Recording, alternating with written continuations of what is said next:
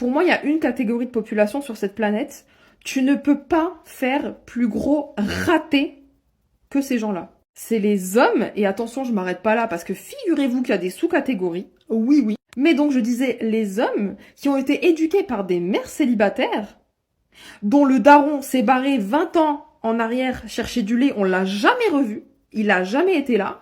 Et ces mecs-là, aujourd'hui, à l'âge adulte, ils détestent les femmes, ils détestent précisément les mères célibataires. Et tu te dis, qu'est-ce qui s'est passé? C'est-à-dire, est-ce que finalement, être une grosse sous-merde, c'est héréditaire? Est-ce que peut-être, finalement, on n'y peut rien? Et dans ce cas-là, ce serait un message pour les femmes. Arrêtez de vous reproduire avec des sombres demeurés, parce que regardez ce que ça donne. Vous pouvez vous crever le cul comme vous voulez, votre propre fils va vous détester. Pour quelque chose qu'un autre homme a fait. C'est-à-dire, voilà, le mec a disparu des radars, mais c'est vous le problème. D'ailleurs, on le voit aussi, c'est les mêmes mecs souvent qui critiquent les femmes pour leur daddy issues. C'est-à-dire qu'il y a des femmes qui ont été traumatisées par leur daron, ça a foutu en l'air en partie la société, mais le problème c'est les femmes, c'est toujours les femmes. Quoi, en fait, le principe d'être un homme dans cette société, c'est de juste toujours viser à côté. Toujours.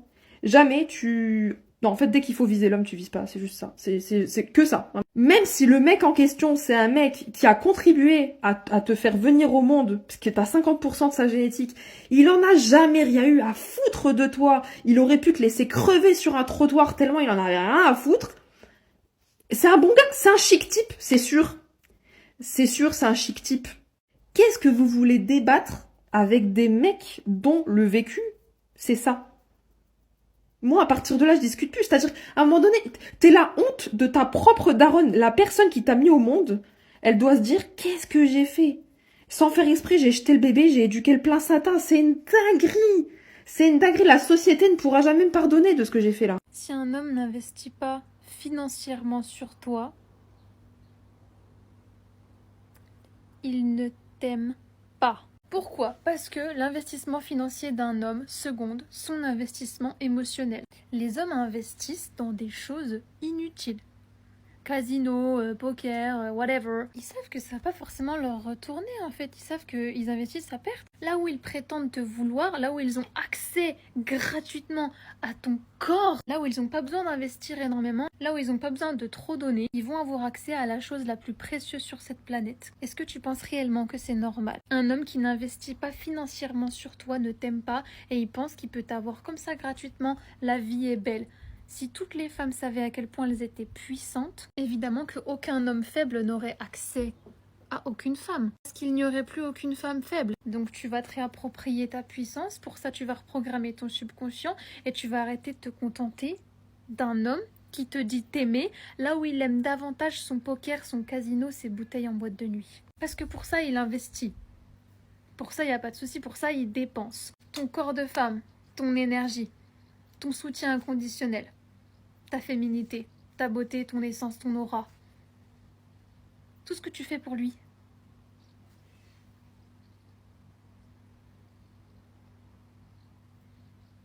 Speechless. En ce moment, il y a un truc que je vois beaucoup passer sur les réseaux sociaux, c'est les femmes qui se plaignent, enfin qui témoignent de l'incapacité des mecs avec lesquels elles ont fait des gosses à assumer pleinement leur rôle de père.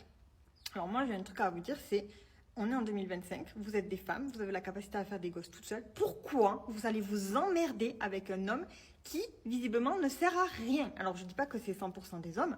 Moi, je connais des pères très bien, enfin, des pères normaux, en fait, parce qu'on ne va pas non plus les féliciter d'aller chercher les gosses à la bonne heure, au bon endroit, de se souvenir de leur anniversaire et compagnie, il ne faut pas non plus déconner. Mais je pense que dans 80% des cas, vous seriez mieux toute seule, parce qu'en fait, si c'est pour avoir à votre charge un enfant et un mec qui sert strictement à rien et que dans tous les cas vous vous retrouvez vous à faire les choses toute seule, autant ne pas s'emmerder. Après, il y a aussi un point sur lequel j'aimerais revenir, c'est que je pense qu'il y a quand même des signes avant-coureurs. Je ne pense pas que c'est une fois que vous avez fait un enfant avec ce mec que vous vous rendez compte que c'est un tocard qui est incapable de faire quoi que ce soit. Déjà, si le mec il sait pas faire à manger, ben tu peux te dire qu'il saura pas s'occuper d'un gosse. Enfin voilà. Donc, au bout d'un moment, si vous voulez pas être emmerdé et que vous voulez absolument un enfant, faites-le toute seule. Pourquoi vous vous faites chier? Imagine, tout va bien dans ta vie de couple, ça fait un peu plus d'1 an et demi que t'es avec ce garçon, tout se passe plutôt bien en vrai. Et là, un soir, t'es hospitalisé d'urgence parce que t'as des petits soucis de santé. Donc forcément, tu lui envoies des messages pour le prévenir. Le matin, en se réveillant, il a la réaction normale, entre guillemets, d'un mec qui s'inquiète, etc. Tout va bien. Bref, et tout se passe, et donc tu te fais hospitaliser dans la nuit du vendredi à samedi.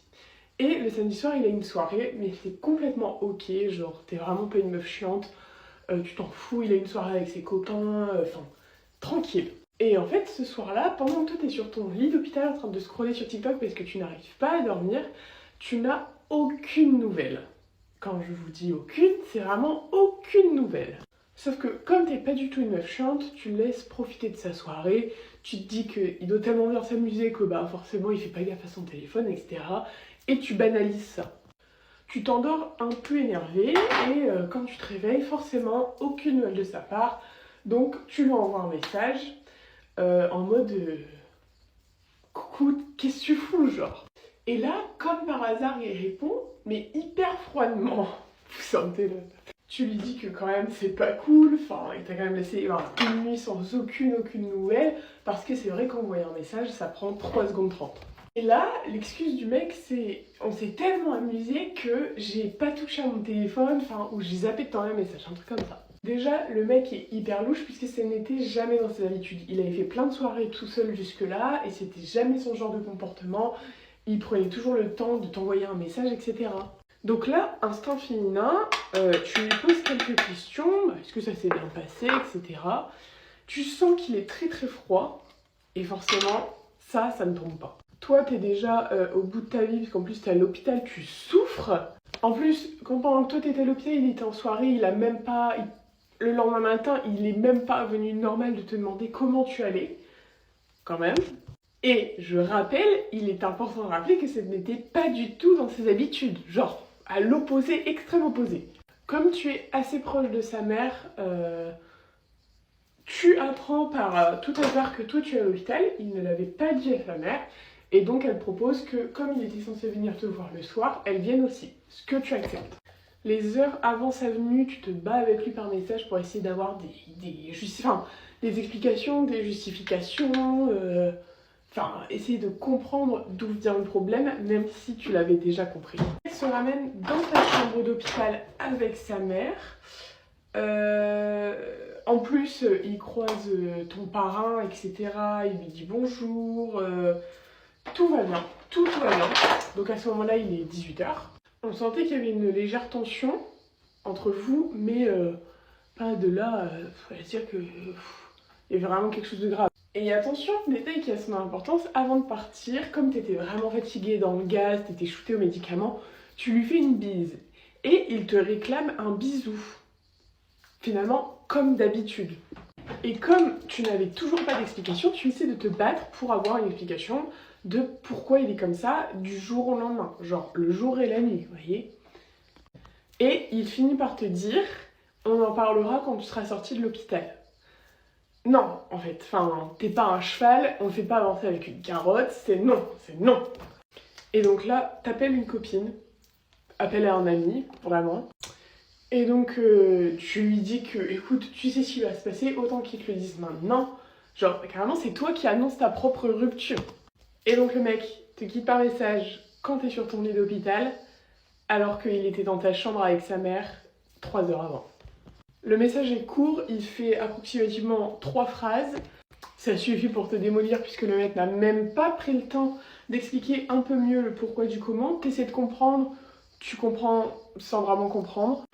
Et tu finis par lui dire que c'est qu'un seul hypocrite. Et la conversation se termine là-dessus. Pour des raisons évidentes, tu ne lui renvoies pas de message. Voilà. Déjà, t'as d'autres chats à fouetter, genre ton état de santé. Mais voilà. Et le lendemain matin, qui te renvoie un message, je te le donne en 1000. Il te renvoie un message pour savoir comment tu vas, parce que tu devais passer des examens, genre IRM, scanner, etc. Il te renvoie des messages à chaque fois, genre presque toutes les 4 heures pour te demander comment ça va, nanana. Est-ce que c'est marqué bouffonne sur ton front? Non, évidemment. Donc au bout du 2e jour comme ça, tu lui dis, écoute, genre, va demander des nouvelles à ta mère, elle est plus au courant que toi, elle a été un peu plus... comment dire, je cherche le mot. Donc le mec naturellement il te dit ok pas de problème, tout le chafou. Là, plus de son, plus d'image, tout ce que tu souhaitais, c'est parfait pour te rétablir, ça te va à merveille. Et après, une semaine après, tu stalks ses republications, tu vois qu'il republie un truc de couple. Voilà, allez, sur ce, bonne soirée. Finalement, tu n'auras jamais eu l'explication attendue, enfin, si, mais tu ne sauras jamais vraiment officiellement s'il t'a quitté pour une autre ou pas. Bien que beaucoup de comportements te laissent présager que c'est ça, il te l'a jamais affirmé et a même démenti le fait que tu puisses penser ça. Cette histoire date d'il y a un bout de temps, donc genre non, pas de remords, pas de haine. Vraiment, je suis large passée à autre chose, c'était l'ancien temps, je n'en veux plus. Enfin, je suis grave pas rancunière, donc du coup, je n'en veux plus du tout. Évidemment, après, avec du recul, etc., tu te rends compte que son comportement avait nettement changé entre le début et là de la relation. Donc, il y avait vraiment des signes avant-coureurs, mais t'avais pas calculé parce que t'étais dans le déni de ouf. Mais bon, comme sa mère te l'a très bien dit, tu es belle, jeune, fais bellec, t'en trouves un autre. Bon, cette histoire remonte à il y a très très longtemps, il n'y a pas de haine, vraiment, je m'en fous, ça fait tellement longtemps, genre vraiment, je suis passée à autre chose bien depuis. C'était juste en mode, voyez les hommes. Sur ce, je vous souhaite une bonne journée. Bisous.